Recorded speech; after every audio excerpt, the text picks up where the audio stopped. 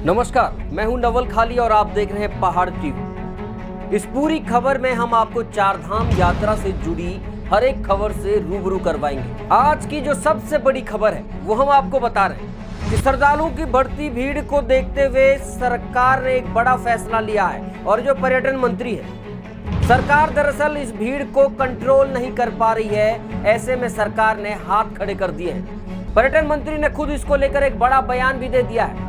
सतपाल महाराज का ये बयान दिन भर चर्चाओं में बना रहा है। सरकार अभी यात्रा को सीमित करने जा रही है। इससे साफ हो गया है कि यात्रियों के लिए फिलहाल व्यवस्थाएं नाकाफी हैं। एक बार आप भी सुन लीजिए कि पर्यटन जो मंत्री हैं सतपाल महाराज, उनका क्या कहना है। रजिस्ट्रेशन के साथ साथ मेरा ये मानना है कि रजिस्ट्रेशन में जितने आदमी आप अलाउ कर सकते हैं उतने ही आदमियों को स्वीकृति दें। बाकी जो है धीरे धीरे उसको आप करते रहें। तो मैंने आज जावलकर जी से भी बात की और उनसे कहा कि आप जाकर के चीजें इसको देखें। और निश्चित रूप से भीड़ बहुत ज्यादा आई है, आपको पता ही है, नीचे गर्मी हो रही है, सब हिमालय की तरफ जाते हैं, तो निश्चित रूप से उनके स्वागत का हमने प्रबंध किया हुआ है, इंतजाम किए हुए हैं। और भीड़ बढ़ गई है तो उसको जैसे ही वो निकासी हो जाएगी लोगों की, लोग चले जाएंगे। और थोड़ा हम ये चाहते हैं कि टूरिज्म को डाइवर्सिफाई भी किया जाए। हम चाहते हैं कि आप पंचबद्री जाएं, पंच केदार जाएं, और भी हमने जो सर्किट्स बनाए हैं, भगवती के सर्किट्स बनाए हैं, 12 मंदिरों को गढ़वाल के लिया है, 12 मंदिरों को कुमाऊं के मंदिरों को लिया है, शैव सर्किट बनाया है, वैष्णव सर्किट बनाया है, उसके बाद हमने विवेकानंद सर्किट बनाया है, महाशु सर्किट बनाया है। तो मेरा तीर्थ यात्रियों से ये कहना है कि और भी अपने आप को डाइवर्सिफाई कीजिए और स्थानों पर भी जाइए और उत्तराखंड का आनंद। वहीं कांग्रेस शुरू से ही सरकार की व्यवस्थाओं पर लगातार सवाल खड़े करती रही।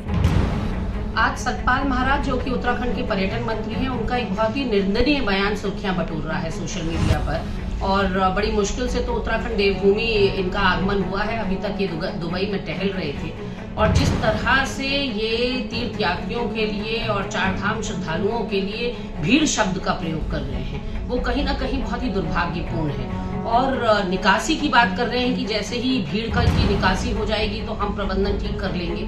निकासी तो स्वयं मुख्यमंत्री पुष्कर सिंह धामी ने आप की कर दी है, क्योंकि केदारनाथ का जिम्मा सुबोध उनियाल को और बद्रीनाथ का जिम्मा उन्होंने धन सिंह रावत को दे दिया है। तो ऐसे में लगता है कि बहुत जल्दी पर्यटन विभाग से आपकी निकासी होने वाली है। वही मैं सतपाल महाराज से कहना चाहती हूँ कि हमारी संस्कृति अतिथि देवो भव की है। यहाँ अतिथियों का सम्मान किया जाता है, उनका सत्कार किया जाता है। पर जिस तरह से आप उनको कहीं इधर उधर टहलने की और सैर करने की राय दे रहे हैं, उससे लग रहा है कि आप उनका तिरस्कार और अपमान कर रहे हैं। चारधाम की यात्रा लोग अपनी आस्था को लेकर करने आते हैं, कोई घूमने टहलने के लिए यहाँ नहीं आया हुआ है। ऐसे में सतपाल महाराज को सोच समझकर बयान देना चाहिए। यदि आप भी यात्रा पर आने की सोच रहे हैं तो कुछ दिन आपको इंतजार करना पड़ेगा। फिलहाल 31 मई तक केदारनाथ और यमुनोत्री धाम के लिए जो पंजीकरण है वो फुल हो चुका है, जबकि बद्रीनाथ धाम में 20 मई और गंगोत्री जो धाम है वहां पर 25 मई के बाद ही पंजीकरण की जो सुविधा है वो उपलब्ध हो पाएगी। सरकार ने श्रद्धालुओं की बढ़ती भीड़ को देखते हुए पंजीकरण की व्यवस्था बनाई है। बिना पंजीकरण कोई भी यात्रा नहीं कर पाएगा। केदारनाथ में प्रतिदिन 13,000, बद्रीनाथ में 16,000, गंगोत्री में 8,000 और यमुनोत्री में 5,000 श्रद्धालु एक दिन में ही दर्शन कर पाएंगे। लेकिन बड़ा सवाल ये है कि धाम और यात्रा रूट पर कैसे क्राउड मैनेजमेंट किया जाएगा, इसकी कोई तैयारी नहीं की गई है। सरकार ने तीर्थ यात्रियों के पंजीकरण को तो अनिवार्य किया है, लेकिन इस पर अमल नहीं किया। बिना पंजीकरण के भी बड़ी संख्या में लोग आते चले गए। अब जब बिना पंजीकरण वालों को रोका जा रहा है तो ऐसे में लोगों के रुकने की कहां व्यवस्था होगी, इसका कोई इंतजाम नहीं है। ऐसे में यात्री क्या मैसेज लेकर लौटेगा, इस पर भी विचार किया जाना चाहिए। सरकार ने पोर्टल में ही पंजीकरण के लिए सीमित संख्या कर दी है। इससे उन तीर्थ यात्रियों की परेशानी और भी ज्यादा बढ़ गई है जिन्होंने चारधाम पड़ाव पर पहले से होटल या फिर जो हेली सेवा है वो बुक कर दी थी।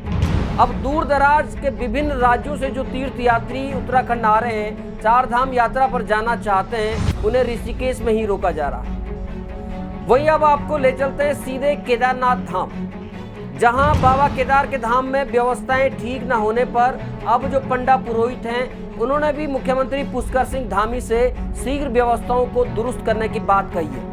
और जहाँ पर यात्रियों के लिए रेड शटर दी है, मैं माननीय मुख्यमंत्री जी से भी अनुरोध करता हूँ तत्काल यहाँ पर जो है टेम्परेरी रेड शटर की व्यवस्था होनी चाहिए और यात्री के लिए लाइन में जो यात्री बेचारे खड़े हैं उनके लिए जो है रेस्ट शेल्टर तत्काल यहाँ पर बनना चाहिए। जय श्री केदार। व्यवस्था इन यात्रियों के लिए होनी चाहिए और सबसे पहले तो उन्हीं यात्रियों के लिए भोजन व्यवस्था जो 14 किलोमीटर या 20 किलोमीटर पैदल चलकर केदारनाथ में पहुंच रहे हैं। इस तरह की व्यवस्था सरकार की यहाँ पर कोई नहीं है। मैं सरकार से बार बार अनुरोध करने के बाद पुनः एक बार आग्रह कर रहा हूँ कि आप सभी को अगर राष्ट्र हित चाहिए, इस तीर्थ की सुरक्षा चाहिए, यात्री हित चाहिए, तो सर्वप्रथम इस केदारनाथ में यात्रियों की सुविधा के लिए ये न तो शौचालय की व्यवस्था है न अन्य कोई व्यवस्था है, रेन शेल्टर की व्यवस्था नहीं है। इस बर्फ में, इस बारिश में यहाँ पर दर्शनार्थी अपने बच्चों के साथ इस बर्फ में भीग करके तब भगवान भोलेनाथ के दर्शन कर रहे हैं। भगवान भोलेनाथ की भरोसे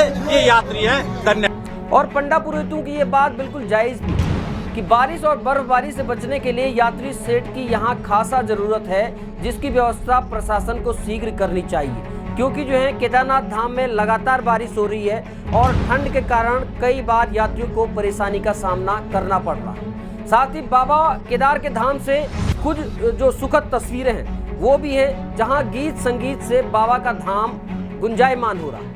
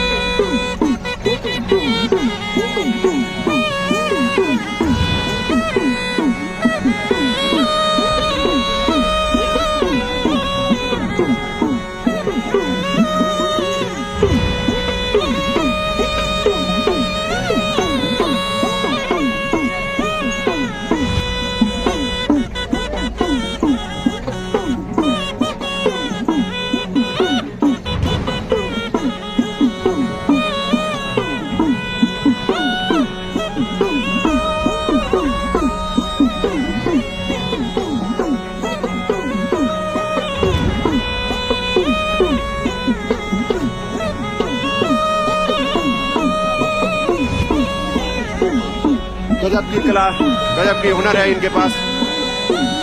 देखिए किस तरह से बजा रहे हुए।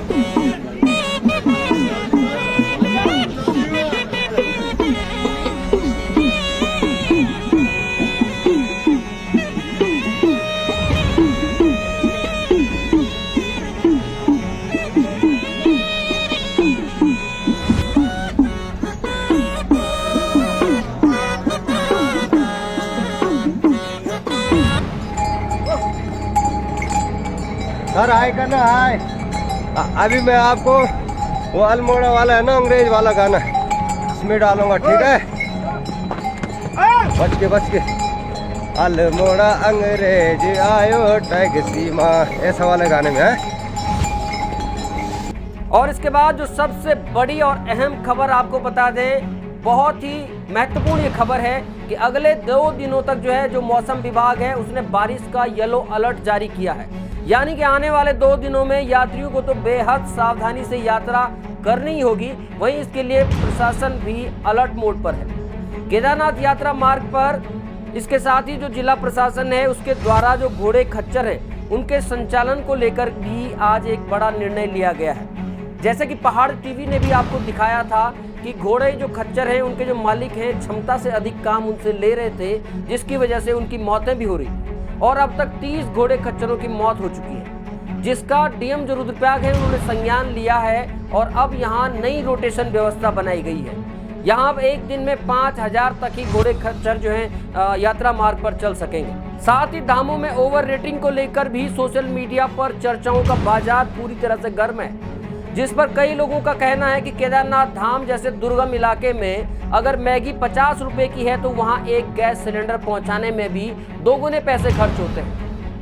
वहीं इस पर यह भी टिप्पणी हो रही है कि जो लोग दिल्ली देहरादून के रेस्टोरेंट में 100 रुपए की मैगी खाते हैं और टिप अलग से देते हैं, उनको ओवर रेटिंग की बात नहीं कहनी चाहिए। हालांकि ओवर रेटिंग पर शासन प्रशासन भी लगातार नजर बनाए हुए है। ओवर रेटिंग करने वालों के खिलाफ सख्त कार्रवाई की बात भी कही जा रही है। वहीं जो सूबे के पूर्व मुख्यमंत्री हैं हरीश रावत, वो भी लगातार सरकार को सुझाव देते हुए नजर आ रहे हैं। अपनी फेसबुक पोस्ट पर वो लगातार यात्रा व्यवस्थाओं को लेकर के सवाल कर रहे हैं। हरीश रावत का कहना है कि यदि बाहर से यात्री ज्यादा आ रहे हैं तो उनके रहने और खाने का प्रबंध सरकार को करना चाहिए। वहीं हरीश रावत कह रहे हैं कि मुझे भी लोगों के फोन आ रहे हैं कि 150 और 160 रुपए का एक पराठा चार्ज हो रहा है। ऐसे में यात्रा जो श्रद्धालुओं के लिए जो है बहुत परेशानी भरी हो रही है। अब देखना ये होगा कि सरकार फिलहाल यात्रा को धीमा करने का जो सरकार का जो प्लान है उसके बाद जो है व्यवस्थाओं को सुधारने की दिशा में आगे क्या कदम उठाती है। यात्रा से जुड़ी तमाम छोटी बड़ी खबरें हम आपको लगातार बताते रहेंगे। देखते रहिए पहाड़ टीवी। तब तक के लिए नमस्कार।